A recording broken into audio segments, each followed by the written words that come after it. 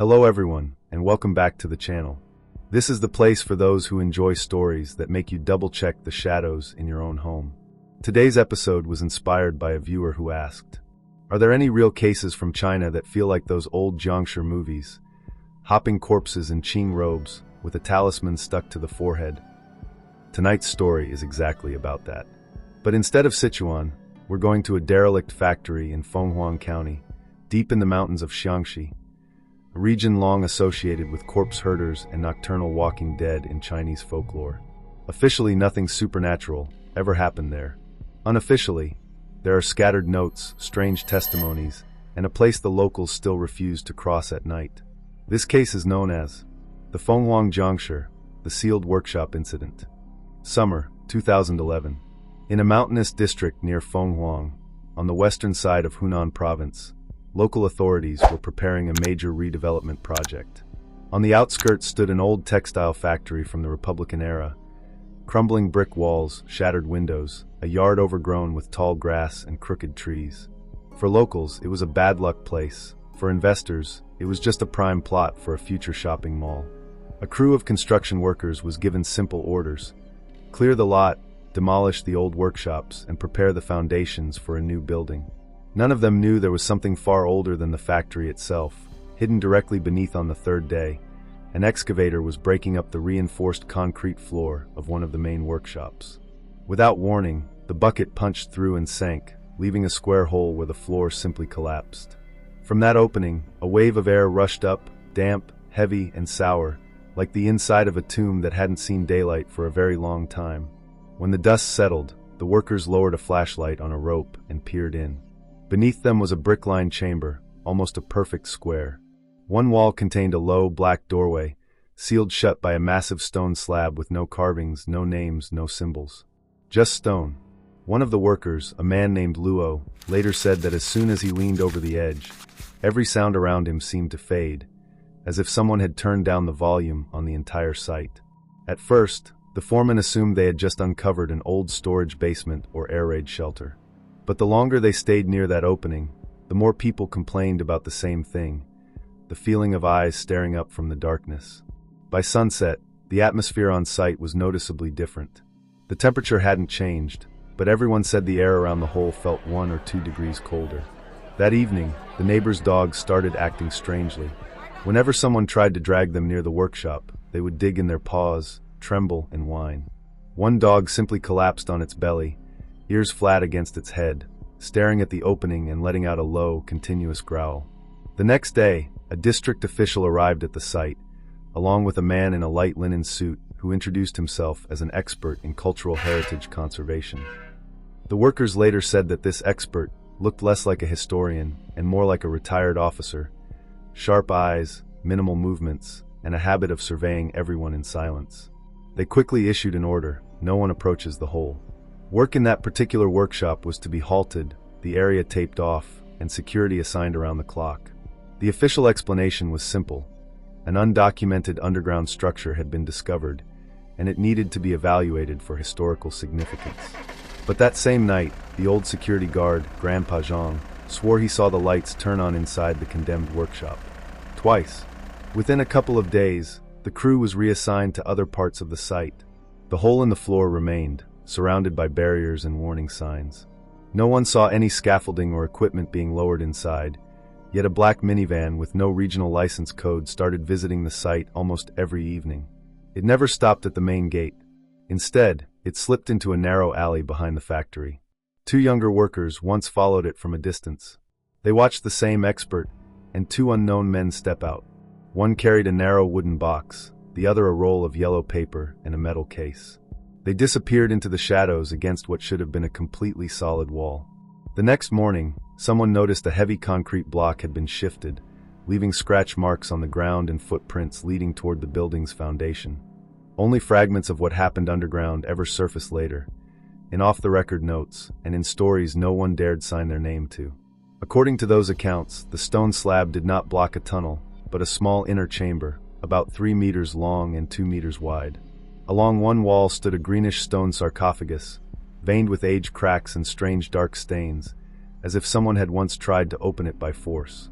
The lid was slightly misaligned, leaving a thin gap from which a cold, iron-scented draft seeped out. Thick cloth straps, yellowed with age, were wrapped tightly around the sarcophagus.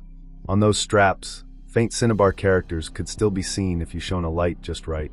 Scattered around the lid lay hardened grains of glutinous rice, fused with a grayish powder that looked exactly like lime.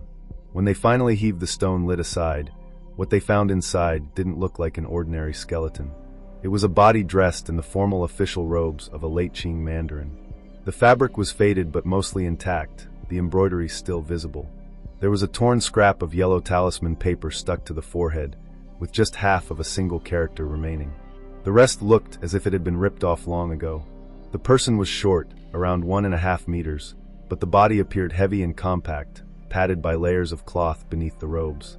The skin on the face was an ashen green-gray, yet unnervingly tight, with clear facial features.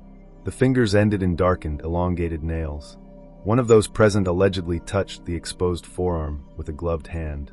The skin yielded slightly and sprang back, like old but still elastic rubber, not like a centuries-old corpse in damp Xiangxi soil.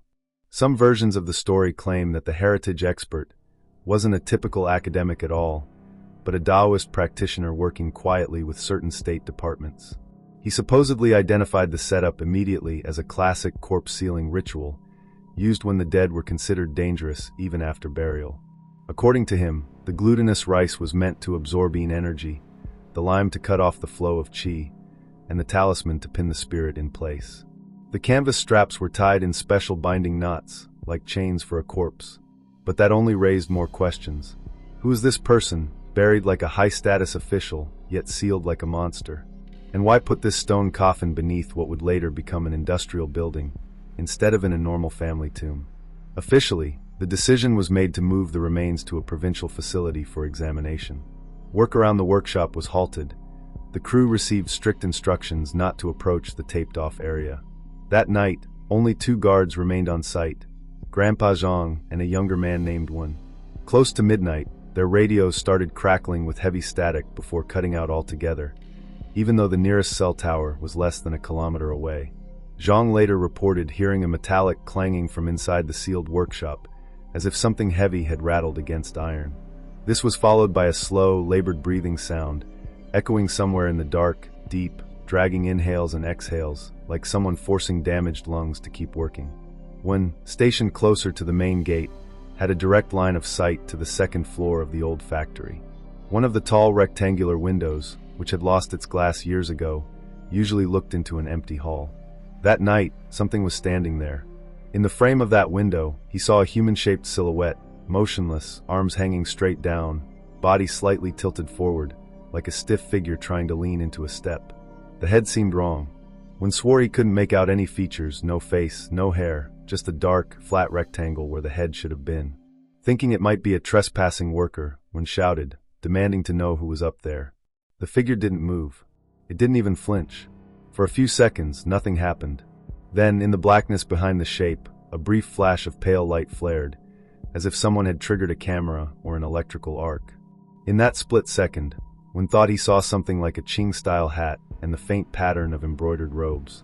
When his eyes adjusted again, the window was empty. No movement, no silhouette, just a hollow, black opening. The next morning, Higher UPS collected the DVR that stored the previous night's security camera feeds. They claimed there had been technical issues with several cameras showing static and distorted shapes, and the equipment needed maintenance. What they didn't take into account was Wen's old phone. During the radio interference, he had accidentally pocket-tapped the voice recorder app while trying to reach Zhang. The recording, which later circulated quietly among some workers, was short and unnerving. At first, there was only static and faint wind noise. Then, beneath the hiss, a pattern of breathing emerged, deep, ragged inhales and exhales, unnaturally slow, the kind of breathing you hear from someone who has run far beyond their limits and suddenly stopped. A technician who analyzed the waveform said the sound pattern was almost identical to human heavy breathing after intense exertion, but with one oddity. The intervals between breaths were slightly too regular, as if performed not natural. Soon after, Wen's phone was requested for inspection and never returned. 3 days after the sarcophagus was opened, a closed-body truck arrived at the site. According to witnesses, The remains were carried out not in a typical wooden coffin, but in a heavy metal container, escorted by the same expert and two plainclothes men with a distinctly military posture. The official statement was that, due to the risk of unknown pathogens, the body would be cremated immediately. No photos were ever published, no peer-reviewed reports, no public data on tissue samples or dating. In the paperwork, the find was later described as a late Qing burial of no particular historical significance. The old workshop was demolished, the sub-basement filled with concrete, and a few years later, a residential building rose over the spot. Today, if you visit that address, nothing seems out of place. There's a playground, laundry hanging from balconies, retirees playing cards under the trees. Only one narrow corner of the yard looks slightly off, a small patch of ground fenced off with a low, rusting rail. Inside it, a crooked plum tree struggles to grow, and the soil there always seems darker and damp, even after long dry spells. Construction crews who came later complained that their equipment kept failing when they tried to dig too deep near that fence. Drill bits snapped, electrical lines fried more often than elsewhere on site. Residents in the nearest entrance report that some nights they hear someone slowly climbing the stairwell, step by heavy step, pausing to draw breath on every landing, but when they open their doors, the hallway is empty. One woman from the third entrance once confided in her neighbor about a recurring dream. In it, she walks down a long, dim corridor she doesn't recognize. Concrete floor, peeling walls, old industrial lamps swinging overhead. The corridor is lined with doors on both sides, all slightly ajar, all completely dark inside. At the very end of the hallway stands a figure in outdated official Chinese robes, the kind she'd only seen in period dramas. Its arms hang straight down, its body tilted forward as if straining against invisible restraints, frozen in the first moment of a jump. She tries to wake up but can't move. The figure doesn't advance, but she can hear it breathing, deep, ragged breaths that seem to shake the entire corridor. On the last night she had that dream, she woke up gasping, heart racing, and heard the exact same breathing sound coming from the stairwell outside her apartment door. When she opened it, the hallway was empty, but one thing was different. Every light on the staircase had burned out, from the first floor to hers. In Chinese folklore, a Jiangshi, literally a stiff corpse, is a dead body that doesn't decay but remains rigid, forced to move in jerky, hopping steps. Taoist texts describe glutinous rice, cinnabar, lime, and talismans as classic tools for controlling such corpses, absorbing yin energy and pinning restless spirits in place. Xiangxi, in particular, is famous for the old legends of corpse herders, who supposedly transported bodies home at night, tying them upright along bamboo poles so that, from a distance, they looked like lines of hopping dead. Many believe that the modern movie image of the hopping vampire grew directly out of those regional practices and fears. From a scientific perspective, an unusually well-preserved corpse could, in theory, be explained by a perfectly sealed stone coffin, specific soil conditions, and a lack of oxygen. Technical glitches, strange noises, and unsettling dreams can all be attributed to suggestion, faulty wiring, and the human brain's tendency to find patterns in chaos. And yet, a few details remain stubborn. Who ordered a full ritual sealing on a single body, with stone sarcophagus, straps, rice, lime, and a talisman, and then hid it beneath what would one day become an industrial site? Why was the body removed and cremated so quickly, without any transparent research, if it was truly nothing more than a well-preserved historical corpse? And why do people living above that old workshop still whisper about heavy footsteps and labored breathing on nights when the staircase lights go out for no apparent reason?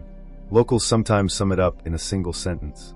Whatever he was, man, corpse, or something in between, someone a long time ago made sure he stayed locked in the dark and forgotten. We were the ones who decided to break the seal. Stories of Jiangshi still wander across southern China, from the mountains of Xiangxi to Yunnan and Guangdong. Some sound like pure superstition. Others feel uncomfortably close to real events, just rewritten as folklore so they're easier to live with. The world is wider and stranger than the things we have neat explanations for. Sometimes what looks like a movie cliché has roots in something that once really happened, just recorded in a language of rituals and rumors instead of official reports.